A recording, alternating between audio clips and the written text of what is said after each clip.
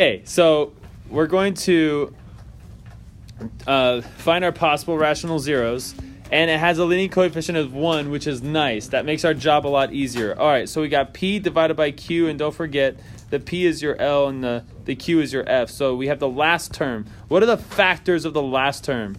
Give me every number that would divide 6. Can you do it in order?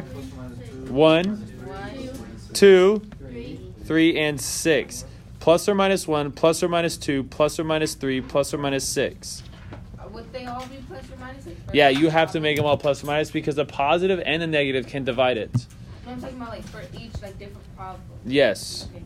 All right, and then our leading coefficient is a 1, so it's just plus or minus 1. Yay? Yay. Okay, so how do I find my possible rational zeros?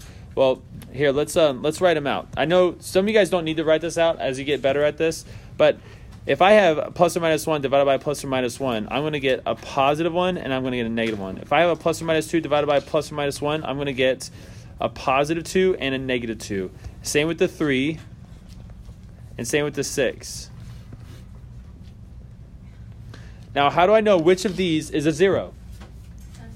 Yeah, guess and check time. I know, it stinks. I know, it's kind of annoying, right?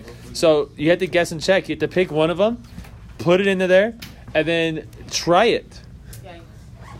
You see why I said this was annoying? Is there an easier way that comes No. eventually? Yeah. No, I wish there was. There isn't. What? You can graph it and then cheat. If you graph it, you look at the x-intercepts and find one of these numbers on the x-intercepts, one of these, and then you try that one first. Then you get it. You don't think that's funny? Okay. All right. So we get 1, and then we get a 1, then we get 0, then we get 0, then we get 1, then we get 1, then we get negative 2, then we get negative 2 times 1 is negative 2. Do I get a 0? No. No, it doesn't work. And you got to keep doing this. So this one doesn't work. All right, let's see if we get lucky. Let's try the next one. So if I try the next one, we put a negative 1 instead. We got 1, negative 1, 1, negative 3, and then we got negative 6.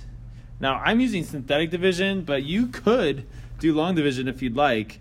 If you're trying to test negative 1, then you would divide this big polynomial by x plus 1. But I don't know. This seems so much shorter to write, so I'm just going to keep doing synthetic division. We have 1. I got negative 1 plus negative 1 is negative 2. And then I have negative 2 times negative 1, which is positive 2. Then we have positive 2 plus 1 is 3. 3 times negative 1 is going to be negative 3. Negative 3 plus negative 3 is negative 6. Negative 6 times negative 1 is positive 6. I get a 0. Woohoo! Yeah! He's really excited right there. I guess that's kind of a face, whatever. So this guy works. Now, because that guy works, this guy right here is what we get when we take that 0 out of there. So now you can just start using these ones while you're checking these, or you can check to see if this one can just factor. Can you factor that? It's negative 6, 3x, negative 2x squared, and then x to the third. If you can just factor this, then you don't have to do the rational zero test anymore because, I don't know, you can just factor it and then you find your other zeros.